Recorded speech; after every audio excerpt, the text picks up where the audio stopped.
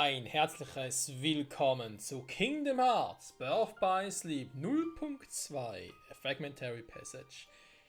Wir sind zurück mit der 2.8 HD Remix Geschichte für die PS4 war es glaube ich sogar noch, nachdem wir Dream Drop Distance abgeschlossen haben und von dem her eigentlich ready für Kingdom Hearts 3 wären, zumindest was die Story so betrifft. Geht es darum zu erfahren, ja warte mal, was ist denn eigentlich mit Aqua passiert, ne? Mit der Aqua, die sie am Ende von Birth by Sleep, ich sage jetzt mal vorsichtig erwähnt, die er quasi geopfert hat für Terra und Ventus, wobei vor allem für Terra, also für Ventus schon, aber ja, ging ja mehr darum, dass er sich ja dann entschlossen hat, im Kampf gegen Terra quasi ins Reich der Dunkelheit zu entschwinden oder eben sich halt zu opfern, damit Terra da oben bleibt. Nur zu dem Zeitpunkt war er bereits Terranort, ne, oder Terra Xehanort, und hatte dann sein Gedächtnis verloren auch, was wir im Verlauf von Kingdom Hearts 2 noch erfahren haben. Und dann die ganze Geschichte mit Ensen und Semnes, dem Niemand und dem Herzlosen von Terranort, wie man dem so schön sagt. Und ja, was ist eben mit Aqua passiert, ne? Im Reich der Finsternis seit dem Ende von Birth by Sleep hinweg zu Kingdom Hearts 1, wo wir wissen, dass Mickey und Riku ja auch im Reich der Finsternis waren, am Ende hin, um sogar das Tor dort zu schließen, was Mickey von der einen Seite machen musste und Sora von der anderen Seite. Aber war vielleicht Aqua auch schon bei ihnen? Sprich, hat sie vielleicht Mickey und Riku geholfen und dort kennengelernt? Also Riku vor allem, weil Mickey kannte sie ja aus Birth by Sleep noch. Und ich würde sagen, Freunde, dies und vieles mehr erfahren wir jetzt endlich. Ganz kurz, wenn ich erwähnen darf, von Schwierigkeitsgrad, ja machen wir mal, wie immer, fast. Ein kleiner Hinweis muss es noch geben. Wir haben hier zum ersten Mal die Unreal Engine 4 im Einsatz. Das ist ja auch so, dass das Spiel deswegen auch veröffentlicht wurde, um mal zu testen, wie diese Unreal Engine 4, sagen wir jetzt mal, rüberkommt, wie man das ganze Spielgeschehen und so umsetzen kann. Denn Kingdom Hearts 3 basiert ja auch auf dieser Engine. Also können wir uns schon mal vertraut machen. Kingdom Hearts.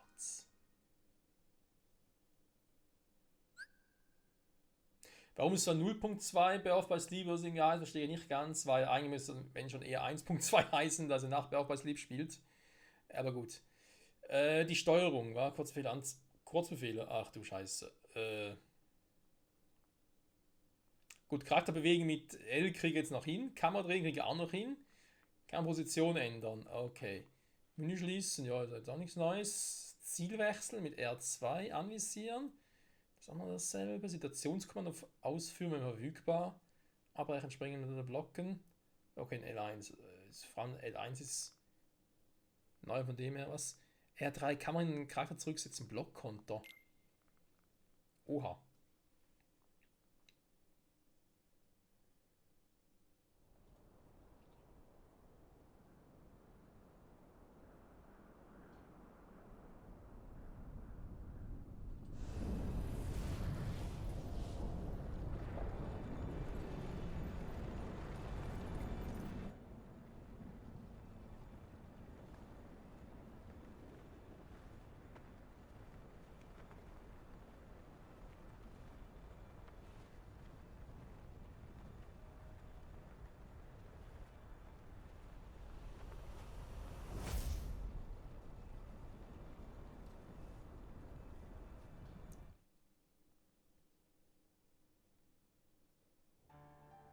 The great battle with Xehanort is almost upon us. As you know, we must take action to keep the Seven Pure Lights safe. And thus we must hasten to assemble the Seven Guardians of Light. It is time to return to our world the three Keyblade wielders we lost over a decade ago.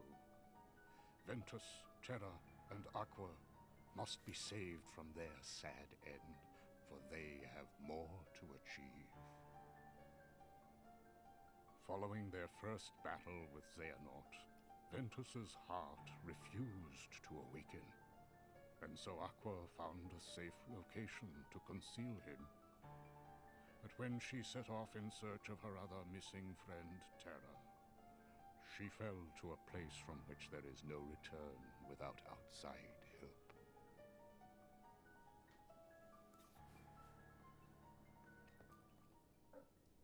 I saw her in the realm of darkness.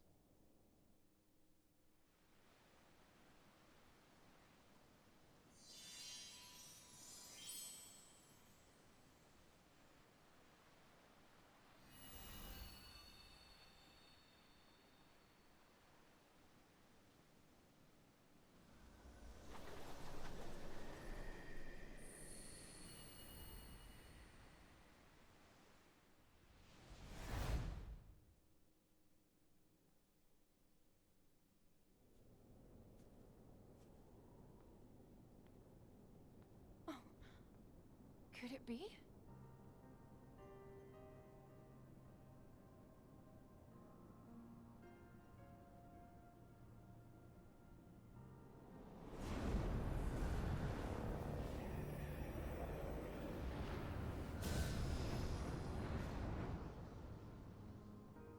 Die Schattenwelt. Oh je. Das Tutorial bringt dir die Grundlagen der Steuerung bei. Willst du das Tutorial ansehen? Ja, gerne. Ich bin der Einzige, der irgendwie das Gefühl hat, dass alles ein bisschen unscharf wirkt. Okay, bin leicht verwirrt.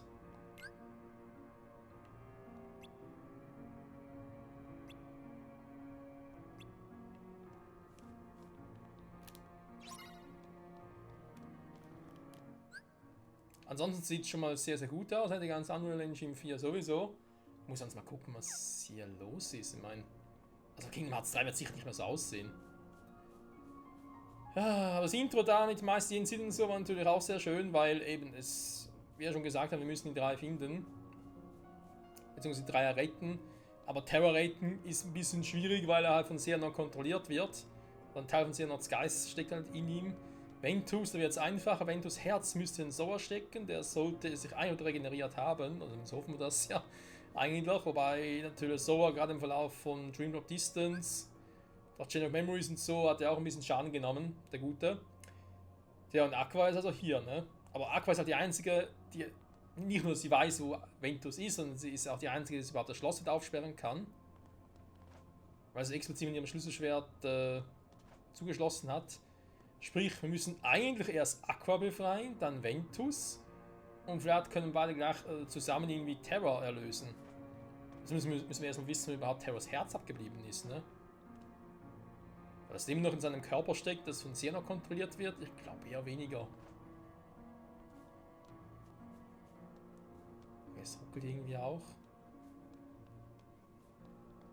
Könnte aber bei mir dran liegen, warte mal. OBS meint zwar 60 FPS, aber dem glaube ich jetzt nicht so ganz. Hat irgendwie vorher mal noch eine Option, dass ich was einstellen kann. Ja, okay, aber das ist ein bisschen was anderes. Errangserhalt, okay. Geschichte. Was bisher geschah? Birth by Sleep. Achso. Wenn die Geschichte von Kingdom Hearts besser kennen. Prolog, bisher Geschehnisse. Auftakt, genau. Ja, trotzdem, ich verstehe nicht ganz, so das Spiel 0.2 Birth by Sleep heißt. Wenn es das nach Birth by Sleep spielt, müsste 1.2 heißen. Oder es ist halt 0.2, weil es noch vor Kingdom Hearts 3 spielt. Aber warum nicht Kingdom Hearts 3 0.2 Birth by Sleep? Okay, wäre es ein bisschen zu creepy. Und deswegen vielleicht 0.2, weil es nur ein Teil davon ist, ne? Also quasi ein Fünftel im Ganzen.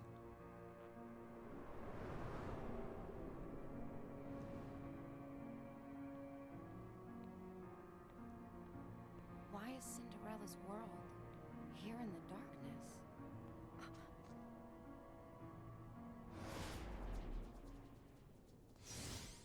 Oh, herzlos, hatten wir schon lange nicht mehr.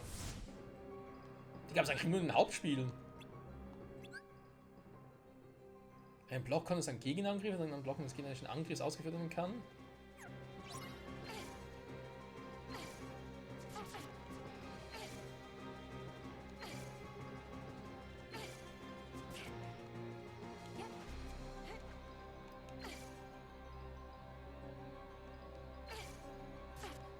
Ja, toll, immer genau, wenn ich eigentlich durch bin.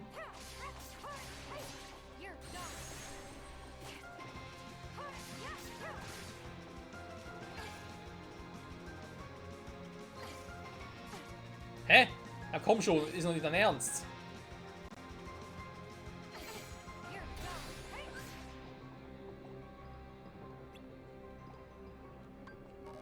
Magie? Oh, das sieht nicht gut aus. Hä? Also. Ist aber keine Magie. Also auch aber irgendwie schon, aber irgendwie auch nicht. Ich habe nur gerne diesen Heilen. Hä? Also, sie halt sich selber.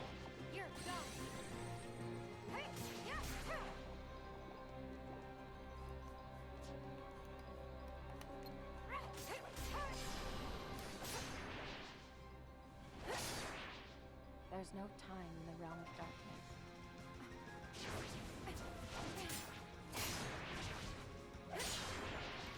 I walk on and on without end. In the realm of light, do days or years pass with each step? I know something has started to go wrong. I must hurry. Oh, aber Aqua, hey, kann man das nicht mal ansatzweise vorstellen, wenn das so ist. Vor allem, ich glaube, sie schwingt immer noch Meister Ericas Schwert, ne? Einfach seins, was sie übernommen hat. Schlafgrund, okay. Das sollen wir uns mal angucken, was bisher geschah. Also.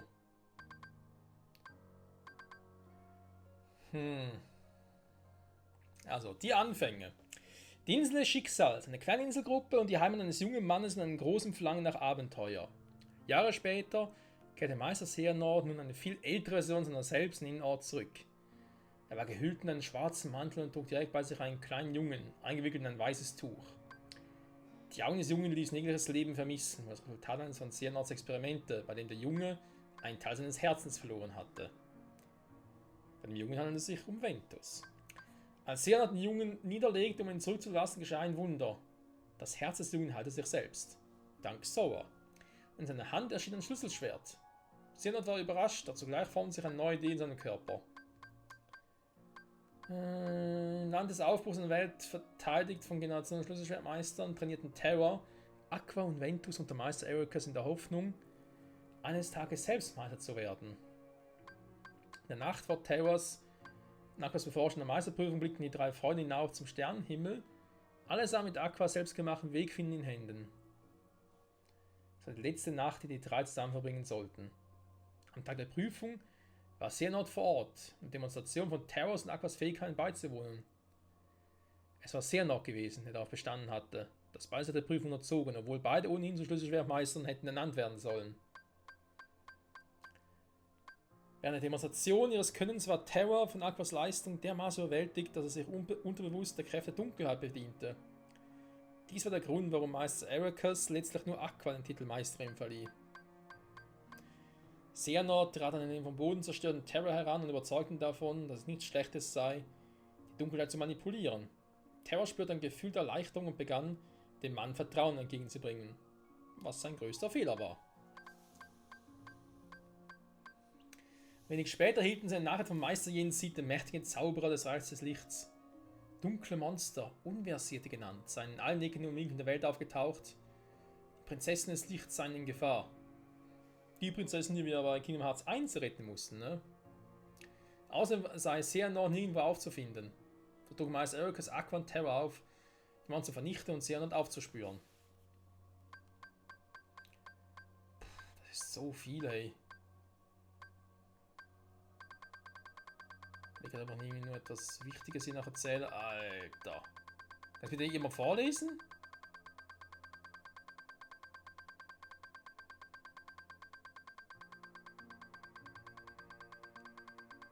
Und die ganze Geschichte und so kennen wir ja eigentlich noch von den anderen Spielen. Gerade zuletzt bei Dream of Distance. Aber es gibt einen Punkt, den wir genau noch mal ganz kurz recherchieren. Also nämlich der, bei dem wir schon bei Kingdom Hearts 2, wo es ja, sagen wir mal, ein bisschen detailliert darauf angegangen wurde, beziehungsweise ich die Hoffnung hatte, es wird detailliert darauf eingehen, es aber dann doch nicht passiert ist. Und zwar in dieser Trennung von Xehanort, also beziehungsweise Terranort in seinen Niemand und seinen Verfluchten hätte beinahe gesagt, nein. In seinen Niemand und seinen Herzlosen. Warte mal, ich glaube, jetzt sind wir hier. Irgendwo hier sind wir hier. Als Xehanort die Klinge sah, also sprich die X-Klinge oder Key-Klinge oder das Keyblade, das Schlüsselschwert, das eigentliche, was hier so genannt wird, er nennt es aber gerne die X-Klinge. Als Xehanort die Klinge sah, ließ sein Herz frei und versuchte, Besitz von Terras Körper zu ergreifen. Terra beschwor nur seine Rüstung, sie davor zu schützen. Das zerfiel ihm nun zu Staub. Xehanort hatte Erfolg und nahm seine neue Gestalt als Terra Xehanort an. Doch Terras Herz war nicht verloren. Ein Wille verweilte in seiner Rüstung und traf im Kampf auf Terra Xehanort. Als Aqua erwachte, sah sie Mickey den Körper von Ventus, vereint mit dem von Vanitas, vor sich. In Ventus Hand die X-Klinge. Mickey und Aqua waren dem Träger der Länge ihrer Klingen in keinster Weise gewachsen. Doch im Vertrauen auf die Kräfte ihrer Freunde konnte Aqua genug Kraft aufbringen, um die Klingen zu zerschmettern. In diesem Moment begann Ventus, sich aus dem Innern von Vanitas heraus zu wehren. Die vollkommene Vereinigung ihrer Seelen zu verhindern, entschloss auch Ventus dazu, die X-Klingen zu zerstören. Selbst wenn das bedeuten soll, dass sein Herz vergehen und für immer verloren sein würde. Warte mal. Oben steht doch, konnte Aqua genug Kraft aufbringen, um die Klinge zu zerschmettern. Und dann sagt Ventus wiederum, schloss auch Ventus dazu, die X-Klinge zu zerstören. Ja, es war halt die, also, ich glaub, wenn ich mich richtig erinnere, war es wirklich so, einerseits Aqua hat die reale Klinge zerstört und Ventus die Klinge in seinem Herzen, die er quasi symbolisch dafür stand, für die Vereinigung zwischen ihm und Vanitas. In dem großen Kampf Schlüsselschwert Friedhof fand Mickey Aqua und Ventus im Korridor zur Anderswelt und brachte sie zum Jenseitsturm. Als Aqua erwachte, musste sie erfahren, dass Ventus Herz tief schlief und niemand wusste, wo Terra war. Ich frage mich, ob Riku zu dem Zeitpunkt, also beziehungsweise nach Dream Not Distance halt, mit seiner Fähigkeit in der Lage gewesen wäre, als Ventus Herz quasi da zu öffnen. Oder das wirklich erstmal heilen musste quasi. Sie beschloss daraufhin, Terra zu suchen und einen sicheren Ort zu finden, an dem Ventus vorerst Ruhe finden könnte. Aqua kehrte mit Ventus zum Land des Aufbruchs zurück und sah dort Meister Erika Schlüsselschwert auf dem Boden liegen. Sie hob es auf, erinnerte sich an die Worte ihres Mentors und benutzte es, um das Land des Aufbruchs zu verschließen. Es wandte sich in das Schloss des Empfallens. Das Schloss, das wir aus Chain of Memories kennen, ne? Aqua versteckte Ventus Körper in seine Gemächer, den offenbar niemand jemals gefunden hat. Sie daraufhin von Anzug hörte sie die Stimmen von Terra, der sie bat, ihm ein Ende zu bereiten. War es nicht so, dass ich dachte, Aqua hätte Ventus Körper zuerst, als er noch das Land des Aufbruchs war, im ursprünglichen Schloss versteckt und es anschließend in das Schloss des Empfallens verwandelt. Da täusche ich mich so sehr. Aqua folgte der Stimme nach Radiant Garden, wo sie auf Terra Xehanort drauf. Wieder so lange des Kampfes, war man nicht aus dem Körper des Mannes. Als Terra Xehanort klar wurde, dass es dabei um Terra handelte, der sich zur Wehr setzte, richtete sein Schlüsselschwert gegen sich selbst. Genau, das wäre der Punkt, der ein bisschen creepy war. Der alte Meister Xehanort hat sein Herz entfernt, in Terra gebannt oder geschickt. Und zu dem Zeitpunkt gab es kein Niemand und keinen Herzlosen.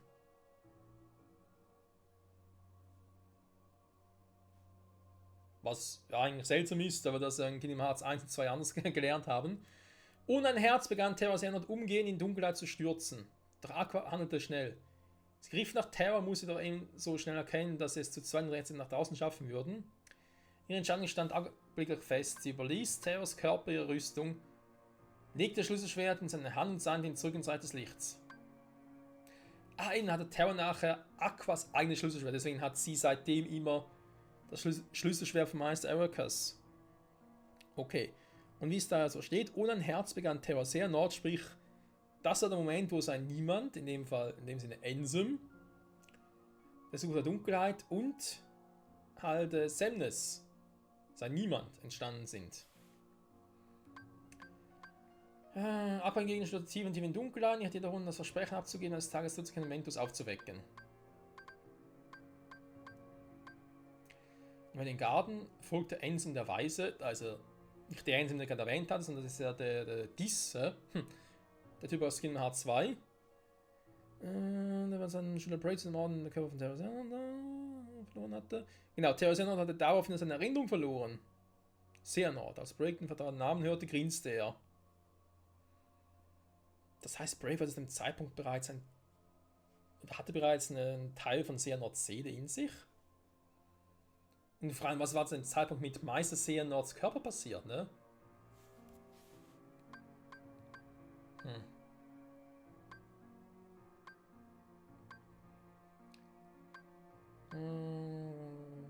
Irgendwo in der Dunkelheit. Warte, was? Ah, da bin ich jetzt dran, okay.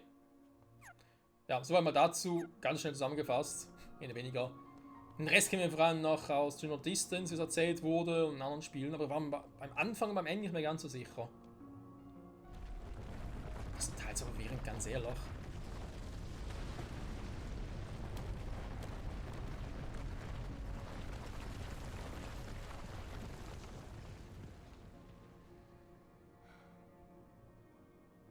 I guess I know which way I'm going. Klar, immer den dunkelsten Weg nehmen, ist ganz logisch.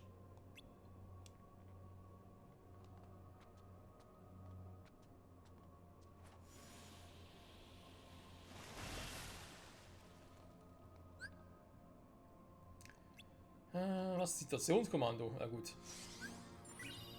Okay. Sie berührt es nur ganz kurz. Okay, Magie jetzt noch keine. Ja, ich glaube an diese UI oder diese GUI besser gesagt, ne, diese Übersicht hier alles.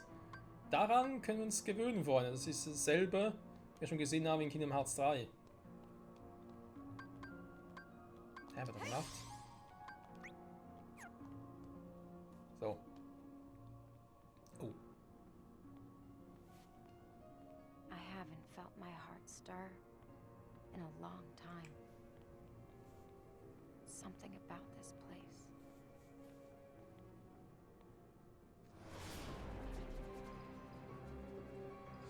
It looks like worse things are stirring. Ist irgendwo ein Nest?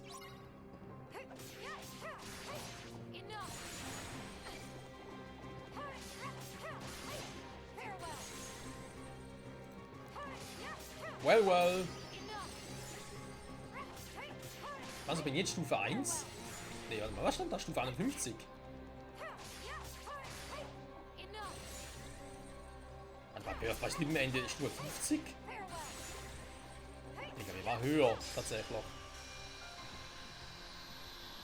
Den ganzen Extra-Bossen und so war ein bisschen höher, aber egal.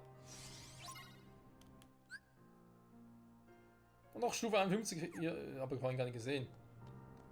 Ja, macht ja Sinn, ne? Sie fängt ja bei 0 an. Insofern ist das schon richtig.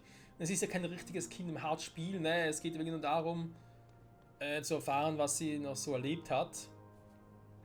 Seit dem Ende von Birth by Sleep bis, glaube ich, kurz vor Beginn von Kingdom Hearts 3, also am Ende von Kingdom Hearts 2.8, wenn man so will. Oh je, oh je. Arme Aqua. Hä? Wieso jetzt schon wieder?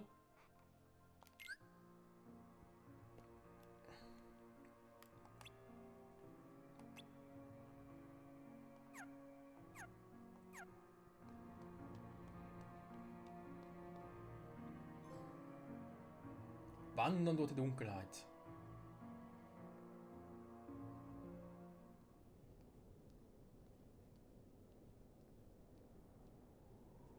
I took it for granted. I thought I had nothing in life to lose.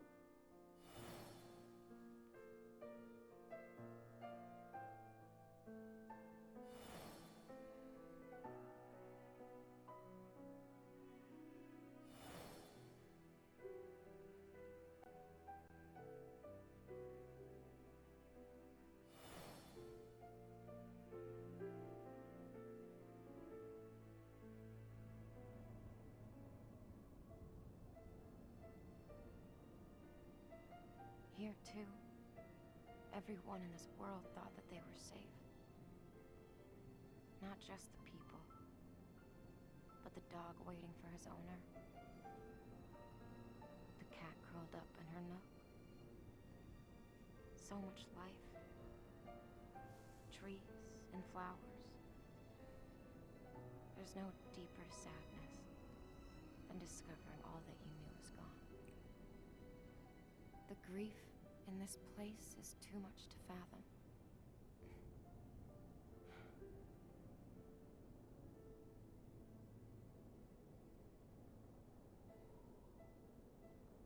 That's enough. I can't keep on wishing for the past. Ach, Aqua.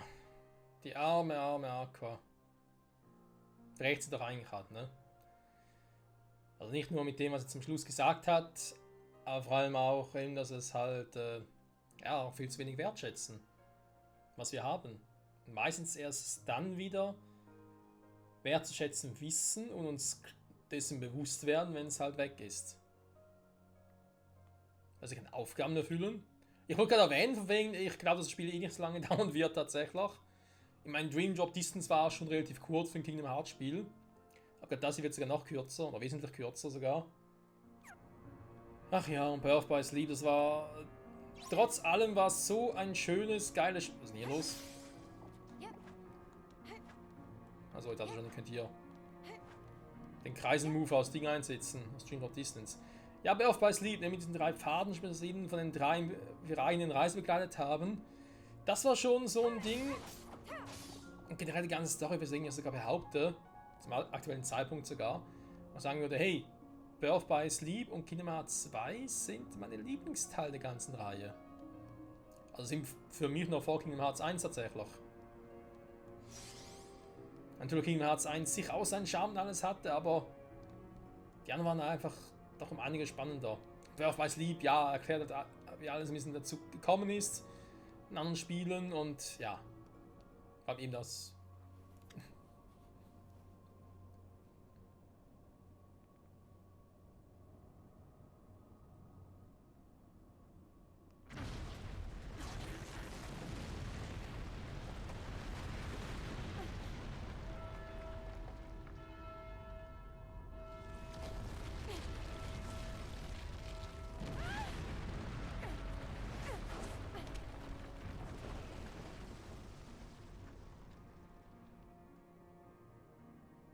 The road collapsed when the clock advanced.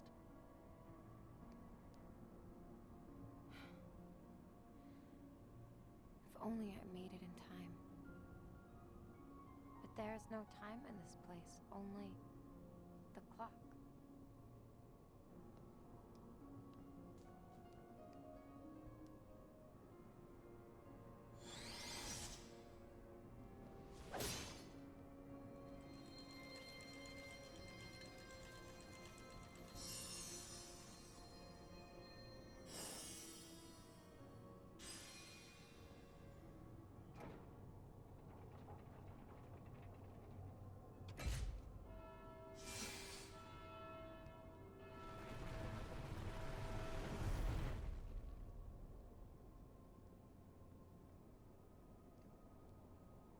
I knew it.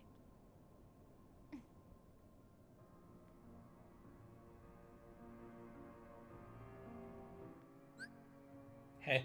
Aber wenn so die Zeit nicht existiert, warum ist denn die Brücke eingestürzt, als die Uhr halt, wie soll ich sagen, weiterlief quasi? Ich meine, ich verstehe schon auch, dass dass er wieder Rückgänge machen kann, sind halt wieder quasi jede Stunde zurückdreht. Das ist aber soweit schon verstanden. Nur ich verstehe auch nicht, wenn es halt keine Zeit gibt, dürfte es ja auch keinen, sagen wir mal, Alterungsprozess geben und dürfte von sich aus ja auch nichts einstürzen, dürfte nichts verwesen oder sowas.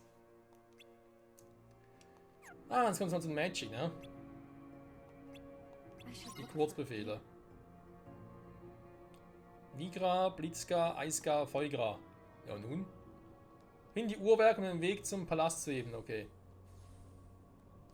Also 5 Uhrwerken. Hä? Ja, vor allem wie Aqua so einfach wussten, einfach draufgehauen hat. Ja gut, finden wir halt ein paar Uhrwerke. Ups. Ja, Entschuldigung, aber dort ist noch so. Gebietskarte, ja, die kann nicht schaden. Ne? Ein bisschen Zelda-Feeling, gerade auch das mit der Zeit zurückdrehen. Erinnert schon ein bisschen an Tears of the Kingdom. Aber egal. Ja, ich wurde gerade unterbrochen, ne? Wollte noch ein bisschen was sagen, aber okay. Mal gucken, wie schnell ich wieder reinkomme. Ach, was ein bisschen überpower, kann das sein?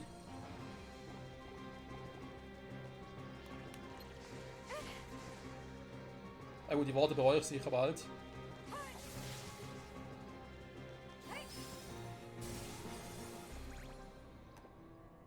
Tot? Tot. Meine MP-Leiste, wie... Ah, so. Oder Fang regeneriert diese eigentlich. So, hier haben wir also keine Uhrwerke, ne? Schade eigentlich. Ja, ich wurde vorhin unterbrochen, ich weiß gar nicht, was ich eigentlich sagen wollte. Ist das irgendeine Trauer? Doch, wir hatten es ja wegen Kingdom Hearts Birth by Sleep und Kingdom Hearts 1. Also bei mir ging es vor allem darum, wir haben 3 verschiedene Wege, sprich 3 verschiedene Protagonisten und konnten mit allen spielen. Jeder hatte seinen eigenen Weg, der trotzdem zusammengeführt hat und ja, es ist halt nicht so ein Spiel mit großem Happy End und so, ne? Es ist halt eher zum Teil ein bisschen Glück im Unglück von einem oder anderen. Ventus hat Glück im Unglück, weil er in sowas Herzzuflucht gefunden hat. Terra hatte nur Unglück und Aqua, naja, bisher eigentlich auch nur.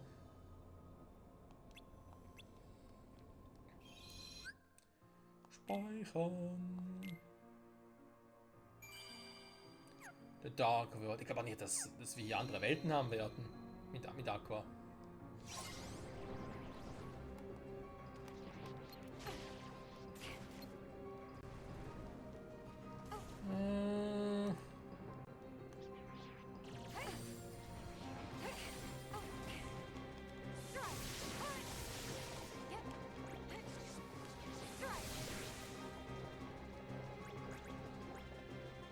Kommt jemand runter da?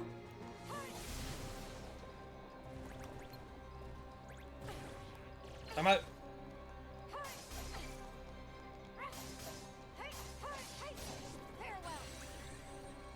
Very well.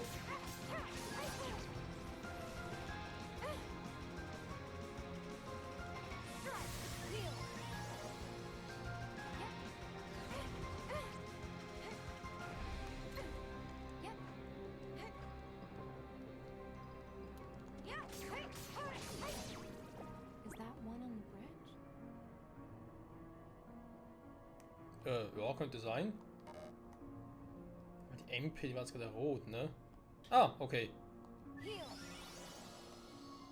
Ja, Feuer, Eisgar, Blitzgut, alle auf Maximum, wa? Ich bin auf Stufe 3. Oh nee, noch mehr Gegner. Alter! Oh! Eine rote Magieleiste. Deswegen die Jagd, wegen Fikra. Schon viel ab, ne? Dann noch eine.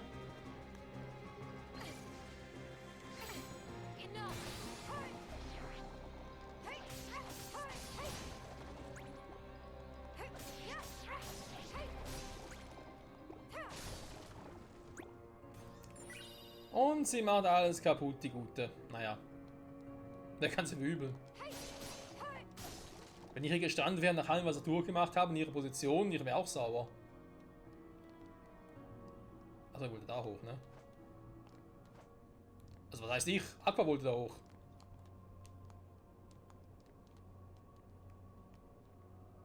Hä?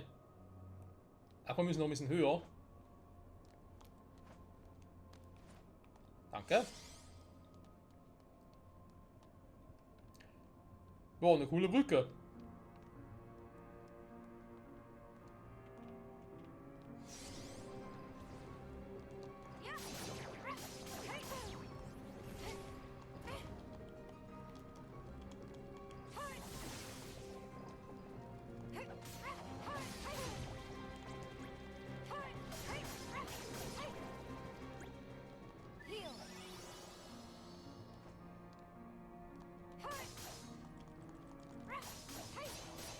Schon, oder?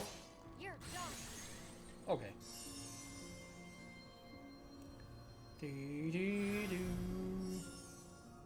wir haben es plötzlich 3 Uhr. Okay, war geraten.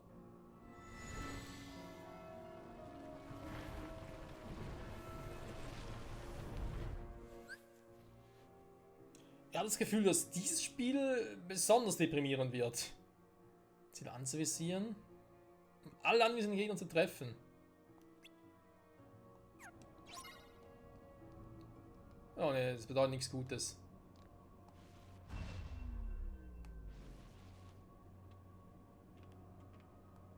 I think there might be a gear up on that roof.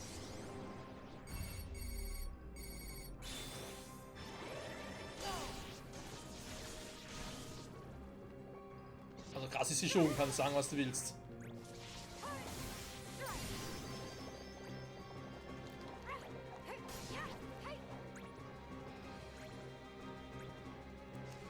Ja, quasi tief wohl reingelandet. Und da? Noch einer?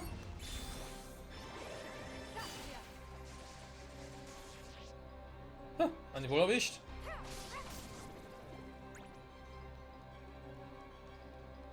So, was hat sie gesagt? Irgendwie auf dem Turm oben soll sie einen haben. Ich weiß nicht, welcher Turm.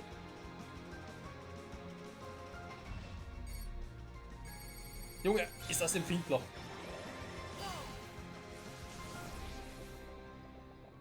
Tot? Tot. Tote Monstern. Hä? Da oben oder was? Junge, ist alles creepy, ey. Also ganz ehrlich, wenn Aqua irgendwann wieder raus ist aus dem Reich der Finsternis, da muss ich dringend mal zum Therapeuten. Das kann nicht gesund sein für die Psyche.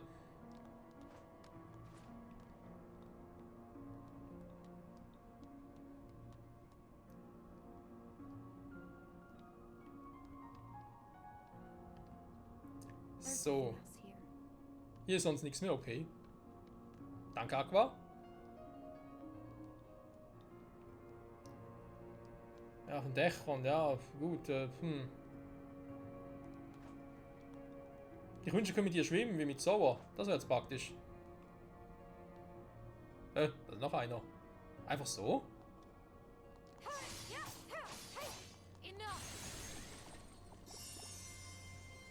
Völlig random.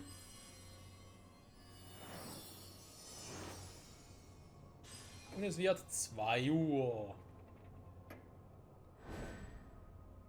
Kennt man ja, nach 3 Uhr kommt 2 Uhr.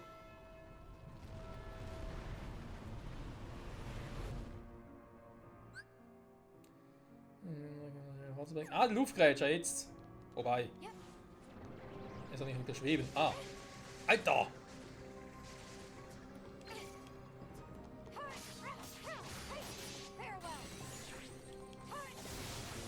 Mal runter hier von euren Tatsachen.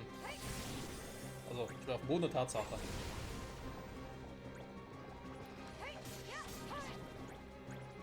Aber ist so krass drauf, ey. Aber macht Spaß, muss ich zugeben. Heißt doch aber sicher, dass wir irgendwann mal auf einen richtig fetten Bosskinder treffen. Ich sehe es jetzt schon kommen. Drin auf so einem Dach geschwafelt, ne?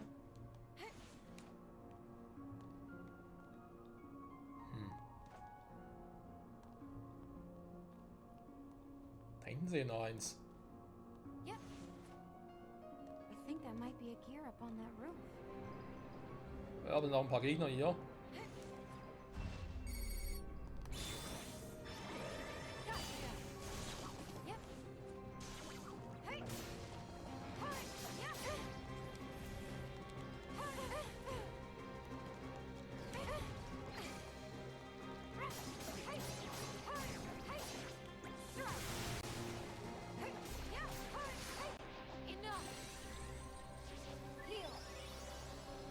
Wo ist er? Nein! Ah! Mist. Ah, warte mal. Komm her, du Herzloser! Sag mal, wie ist es auf die Herzlosen loszugehen? Weil die können nichts dafür, dass sie herzlos sind. Ich bin nicht darum gebeten.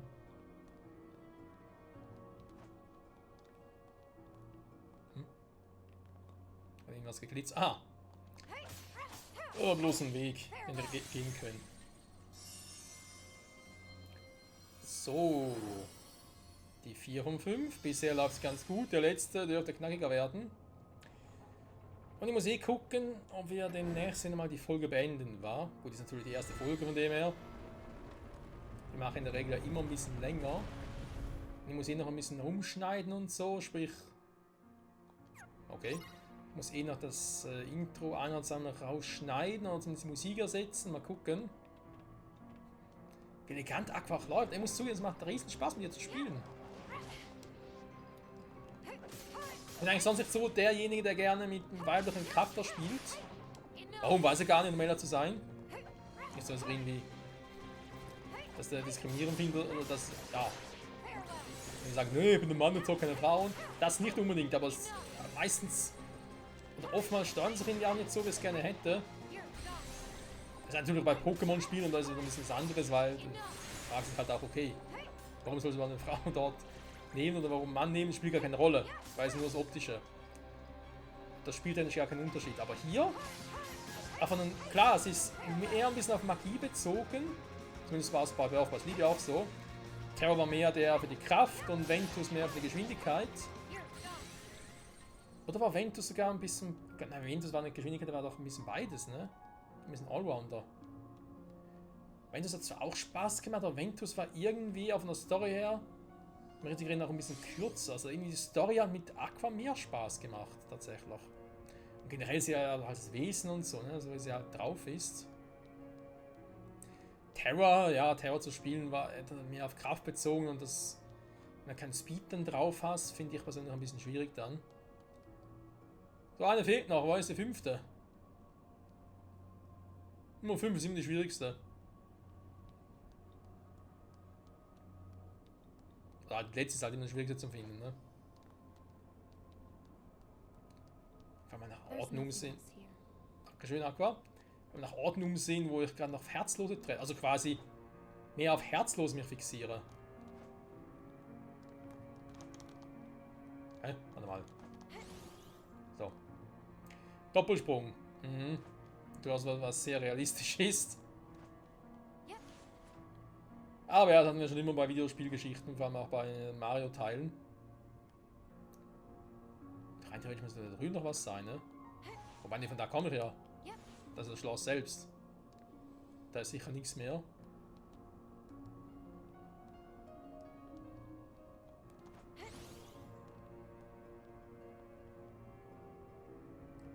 Da oben war ich ja. Also ganz nach oben. Hier wird es ja schwierig, ganz nach oben zu gehen. Wie komme ich da? Warte mal.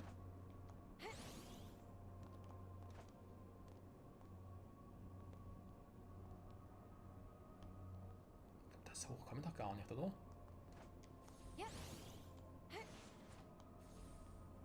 There's an underground path. Interesting.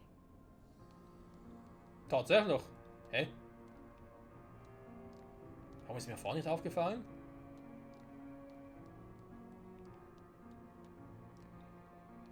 Oh, eine Arena. Ja, kommt her. Hä? Wo sind die Gegner?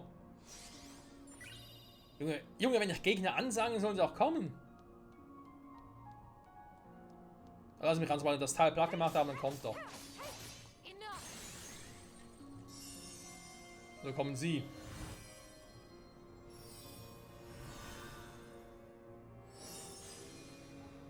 Und es war wieder 12 Uhr.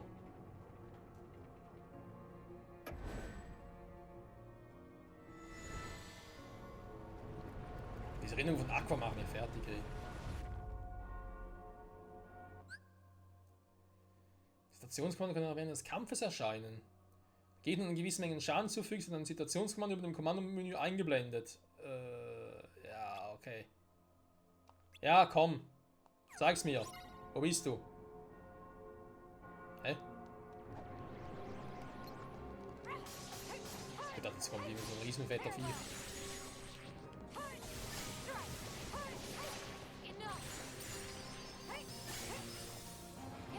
Junge, Aqua ist Afro Power. Kannst sagen, was du willst.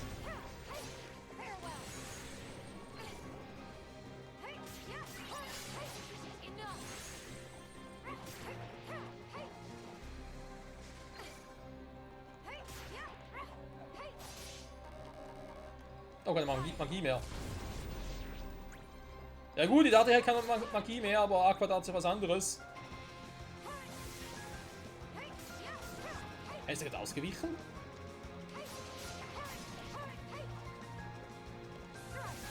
Da runter da.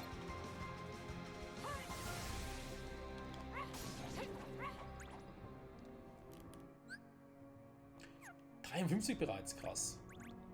Wie? Garderobe? Ja, natürlich mache ich das, ne? Bei so einem Spiel.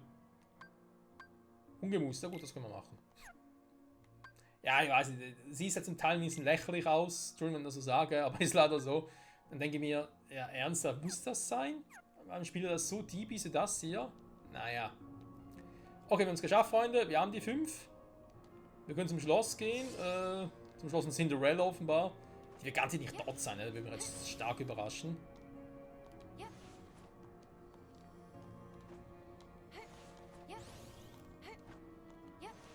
Kann ich so, warte mal. Ich wollte gerade was versuchen. Sprung, sliden, Sprung, sliden. Krass, klappt sogar. Ja, speichere den mal hier.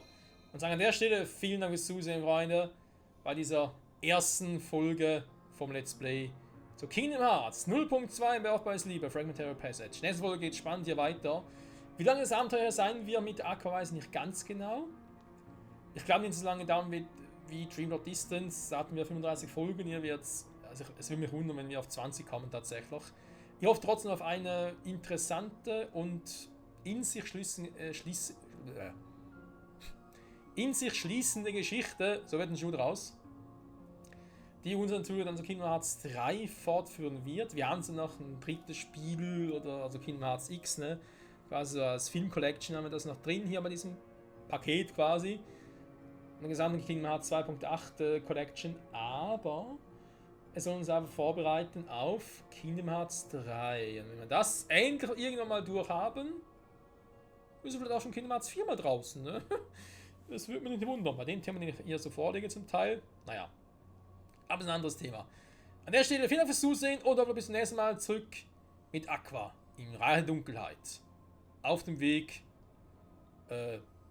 in die Freiheit, zu sich selbst, zu ihren Freunden, zu Ventus und Terra. Bis dahin, ciao zusammen.